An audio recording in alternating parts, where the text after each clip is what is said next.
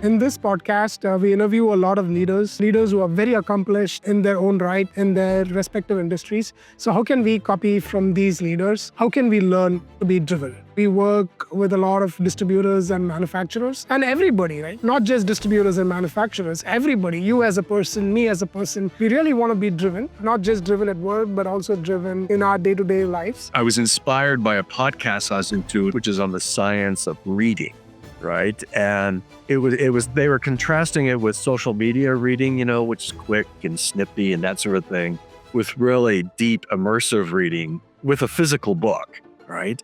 And they said that when you read that way, you're really kind of involved in the book or the article, whatever you're reading, it fires every center of your brain, every physical corner of your brain, and it leads to new thoughts, right? So one of the other principles of writing, I think, is that you're actually connecting with your readers' brains, right? And you're trying to, for me, it's by having a little bit of art, the images I create now with AI and sometimes with my camera, a little bit of technology, and thinking about the science of reading and writing.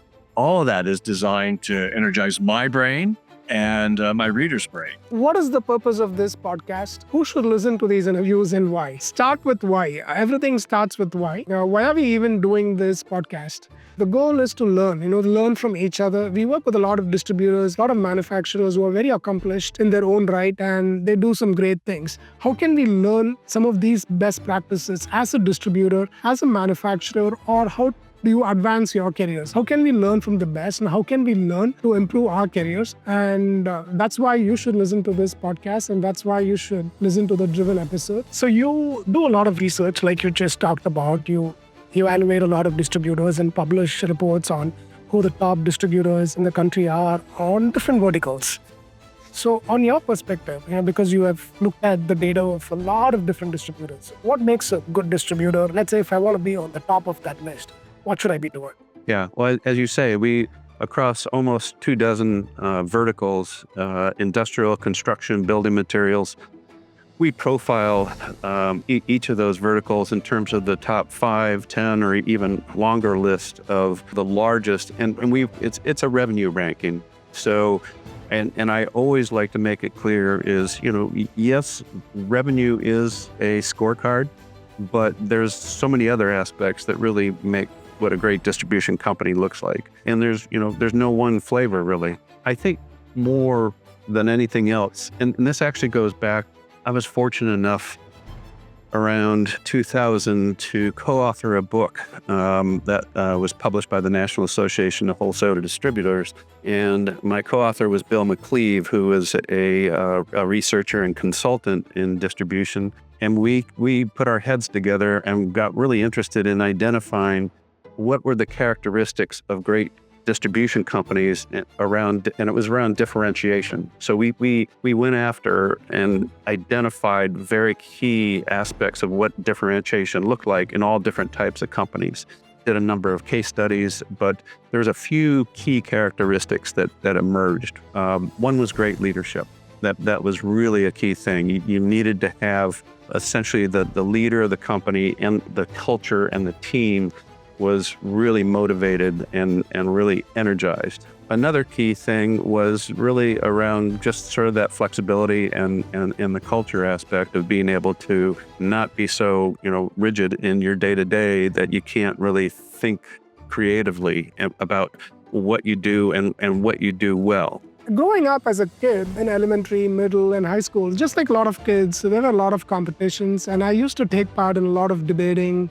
Any competition you can think of, right? Essay writing and all these competition. Any competition, I'll just give my name. It doesn't matter if I win or not. And I didn't know at that time, there were quite a few competitions I won, and there were many that I lost, and there were many that I did not get a prize. But then it doesn't matter if I win a prize or not. I made sure that I always participated because I was always aspiring and I was eager to try different things and try new things. Never did I think that I would be running a podcast several years later. And I think whatever I did in the early days, in my school is actually helping me in a way. I would say in a big way, because the sense of fear is gone. I don't really think, what would people think if I'm on camera? What would people think if I say this, if I say that? I don't really have that hesitation. I'm okay to be vulnerable. I'm okay to be out there. And even if I make a mistake, so be it. I will correct it next time. Governor's role and the lieutenant governor role in large part are like being the president and CEO of a large company.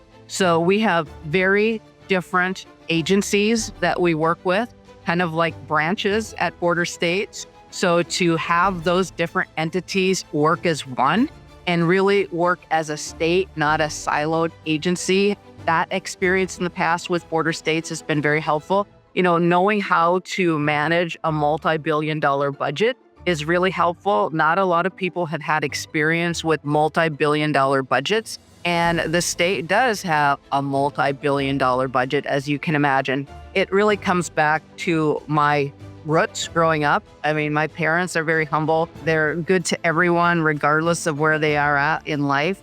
And at the end of the day, I am still the same person I was 5 years ago, even though I have a different title. So I think we can all do more to accomplish our purpose and make a difference if we are approachable, curious, and remain humble. Some of the big standout moments or some of the big learnings for me are from this season. You want your kids to do well, and you also want them to be interested in business, or you want them to have a great career. So how do you impart this? Because a lot of distributors are family businesses. Who better to ask and ask these distributors who have been there, done that. So how are they navigating family relationships in business, and how are they passing on the business values, or how are they passing on the business from one generation to another? How do you get your kids to be interested in business? For instance, when in one of the conversations, one of the leaders shared with me that they go on a family golf. They just go for golf together and they play and they chat. That struck me very well. Little conversations you have with family and your kids. I think that goes a long way. And I also take the learning the other way, not just for your kids, but even for a team. So let's say we are working with a team. I think one thing, which is fun is to play with your team, play a sport and you get competitive, but then there's also teamwork. Let's say you have a great day in the business, it's awesome. But let's say you don't have a good day in the business. Does it also reflect at home? How do you deal with that? Because that's a problem, right? Hey, working relationship is different than a personal relationship, and these are your sons, Yeah. right? So how do you deal with that? Well, it's not easy, but we've had my wife and I and the kids have seen over the years how we handle it. We had many, many bad days. And we dealt with it and we discussed it and we didn't hide anything because they knew there was some risk that was going to be dealt with. But you talk about it. I'm always about getting it out on the table. Don't hide anything. And sometimes it's pretty hard. But we as a family have always felt if we could be honest with each other, not hide anything, be transparent, you can work through those tough days. And then you really get excited when you have those great days. You just try to get more great days than bad days. And that's success. So transparency is the answer. My opinion, transparency is the only answer. There's nothing that I will hide from my boys about the business. And I also, now as we go forward, I don't push issues that I have. I make suggestions and then I shut up and I let them, because as I've said to both of them, the consequences are now yours, not mine. So that's how we're transitioning to go forward. We work with a lot of ERPs and we are an ERP integration platform. So obviously it's good to know a little bit of history in terms of how the ERP has evolved over a period of time. The ERPs, were just a system of record, or the ERPs in the 1980s are not the same today, especially with AI. How is AI changing ERPs, and what is the ERP today? How is the ERP helping the distributor? Because ERP is at the core of everything a distributor does. So it was very fascinating to understand the history of the ERP so we understand what's next. Today, we also heard Steve Murphy, CEO of Epicos, talk about how ERP is evolving, not just from a system of record, but a system of action. And you have been in distribution for over 25 years. How has ERP evolved in distribution today? Oh, how's it evolved?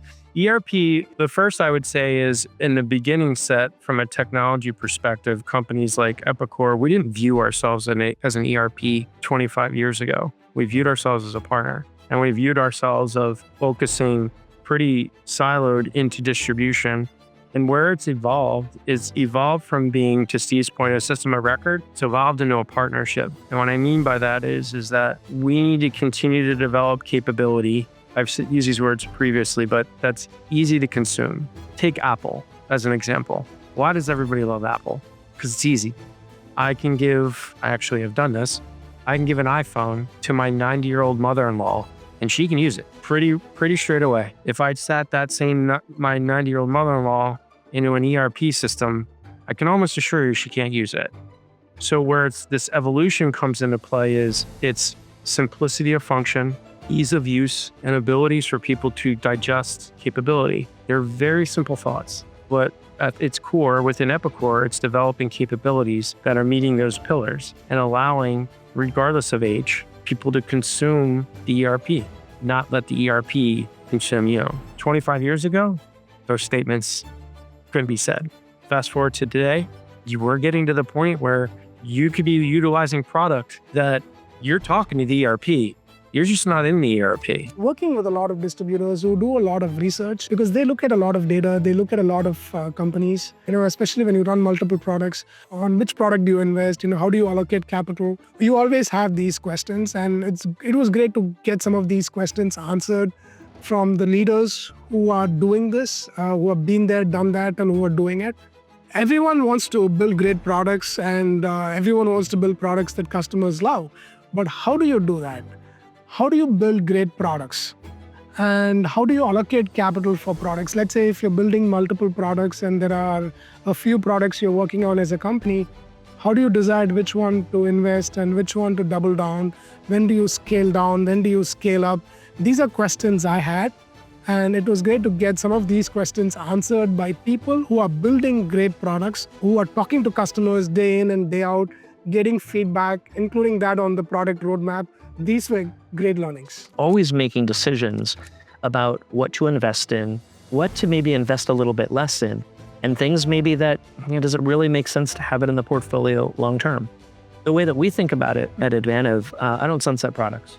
That we have customers that are running products from, years and years ago, and they get value out of it. So, I continue to make sure that we're supporting those customers appropriately, that we're providing them the right value. Now, am I building new things? Maybe not. In some cases, I also see a product that I might say, hey, like this thing here, man, this thing is a growth opportunity. We can go find new customers. We can get our customers to expand. I can get them to use more of it, which again, helps me, helps them too.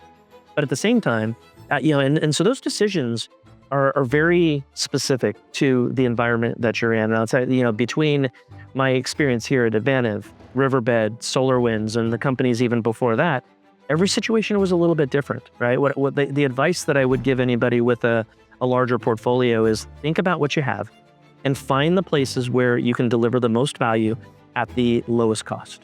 Because at the end of the day, the less you spend getting the value in front of the customers, the more I can spend elsewhere.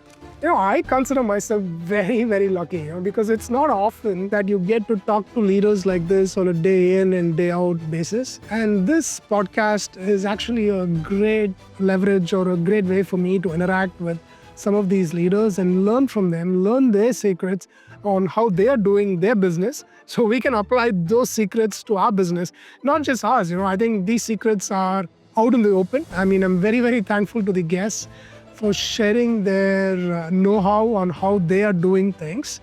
And they're sharing it with the other distributors and the other tech leaders and pretty much to everyone watching. It's a great way to learn, because it's not often that you get to sit down with the person and, tell me how you're doing it. And hey, I want to learn from you. And yeah, it's out there. So it's for us to learn. I've always been curious.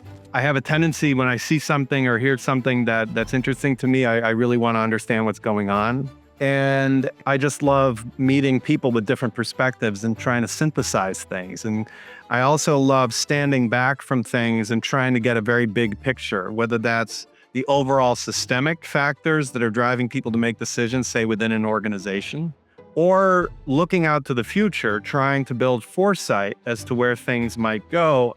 And in order to do that, I think most of us get very focused on the weeds. And it's not just a forest we're looking at. We're actually looking at an entire planet, and later this century, of course, beyond the planet. But so I really like standing back, trying to find a few essential points that we can depend upon and extrapolate them out in various ways to discover where things might go in the future. What is ahead for the new year? Before I answer that, let me share an experience. This happened at Nashville, Tennessee. At the start of the season, when we started early in 2024, we were mostly recording the season on Zoom. We were all at different locations. And then whenever there was an opportunity, I used to record in person. I usually do it on my phone, iPhone, expensive, pretty good quality. I have a DJI mic and it works really well. And when I was going to be doing a recording in Nashville, Tennessee, they suggested that, hey, we need to hire a camera person and we need to have a videographer to record these interviews. And I said, you know what, okay, let's experiment and let's just go ahead. And I'm very, very thankful and I'm really glad that we took that call as a team. The production quality was great. And in Nashville, there were 3 cameras. It looked like I was shooting for a movie or something. So that was a great experience. So there were some big learnings for me, and that's what is ahead for the new year, right? So it's not just the production quality, but the quality of the content, the kind of guests you interview. I think all this really elevates the podcast to a whole new level. So you bring on great guests, you have great production quality. Content is king, content, really good content, deep content produced in very good quality goes a long way. So I would say that's what is ahead for the new year. I'm really excited about the new season.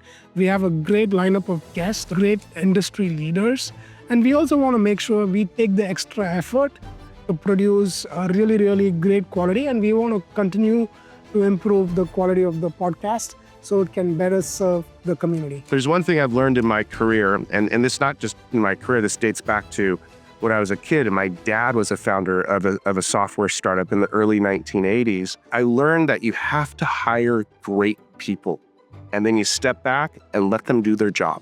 And if you're trying to micromanage them, you're never going to be able to scale the company. You're never going to be able to focus on the fun things that you like to do as the founder of the company. So you need to hire great people, give them tools to be successful, then take a step back and let them do their job. And so even though I might get a little focused on the details at times, sometimes I just need to tell myself to shut up and let them do their job. This is the Driven Podcast. How can you learn to be driven? Everybody wants to be driven, not just in your professional lives, but also in your personal lives. How can we learn from these leaders? How can we learn to be driven? Subscribe to the Driven Podcast. I just want to take a moment to thank all our podcast guests, the leaders who were guests on our podcast. It was great to learn the secrets on how they do things, how are they driven, how can we learn to be driven from these leaders. I also want to thank our listeners for tuning in and also giving us feedback on what we can be doing better. Your support means a lot to us and it motivates us to do even better next year. Thank you to all our listeners from the Driven team. Join me on the next season of the Driven by DCKAP podcast, where we will gather more secrets to share from industry leaders. I also want to take this moment to wish you and your loved ones Merry Christmas and a Happy New Year. Happy holidays. I wish you a great 2025. Wishing you and your loved ones at home Merry Christmas and a very happy, prosperous, and healthy New Year. Thank you.